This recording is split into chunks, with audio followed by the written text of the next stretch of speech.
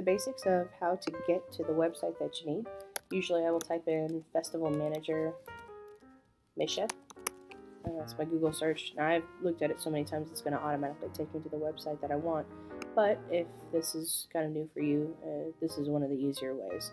So I click on that first link in the Google search and it is what I need. Now from here on in, I highly recommend doing this because this just makes life easier. You see where this tab is right here, it says MSHSAA Festival, Music Festival.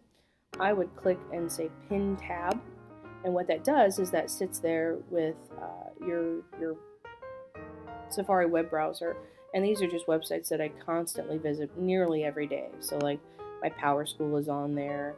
I think I have absence things and just stuff like that that I want to easily reference. So now MSHSAA Festival Manager is on there, and it's an easy way to get to it. I assume that we know how, or that we're already registered, so we're good to go with that. You go into your login, and you click on your name, like mine's already set in there, but it should be your email address and then your password. If you've forgotten your password, which happens from time to time, you click there to reset it, and it'll send you an email to that email address, and you can go through the steps to reset your password. So the first thing that you would do in Festival Manager, at least I highly recommend, is just update your profile. Make sure it has all the correct contact information, that you are at the right school. And the next one, and this is the thing that probably takes the longest, is updating your school roster.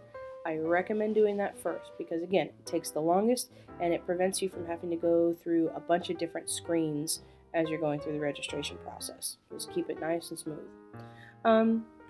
So one of the first things I want to do is I want to remove Czech students, being aware that this is my school roster, North Kansas City High School, and that the grade levels are adjusted upwards when a new festival year is initiated.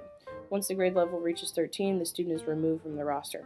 They won't remove them for you, so you're going to want to remove any grade level 13. So I did this as kind of an example for right now. I just created a student with the most interesting name ever, and I put them as grade 13. So to remove the student, I click on the little check mark next to their name, and then I just click Remove Czech Students. It'll tell me if I'm sure. Yes, I'm sure. Now you're going to see some of them in black and some of them in red. The ones that are in black have been updated this year. The ones in red have not been updated. So maybe these are people that are no longer going to contest, even though they may be juniors or seniors this year. Or, sometimes the grade might be wrong. That might be something that you would like to adjust. Beware.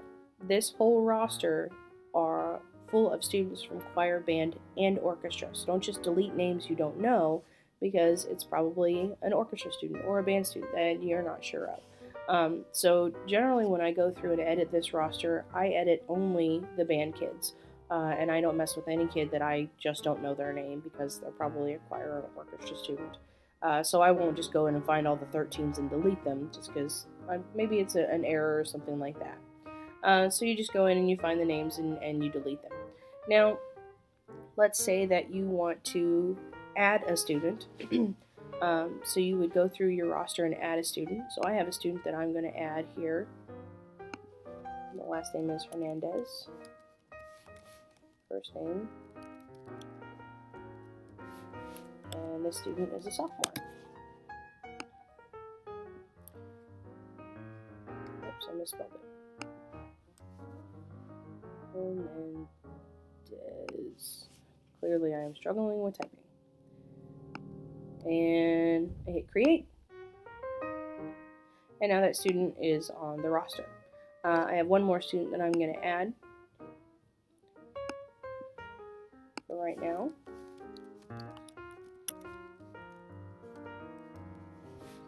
And this student is also a sophomore. So I've added a couple of students to the roster, and that, again, once you get your whole roster in there, that will make life a lot easier for you. The next thing I do that seems to make things super streamlined and much more efficient is I have all this information in a database, just a little Excel sheet. So my first tab here are all of my solos, and it has all the information that I need to take care of the registration process. And then my ensembles, and again, it has all the information that I need to take care of the registration process.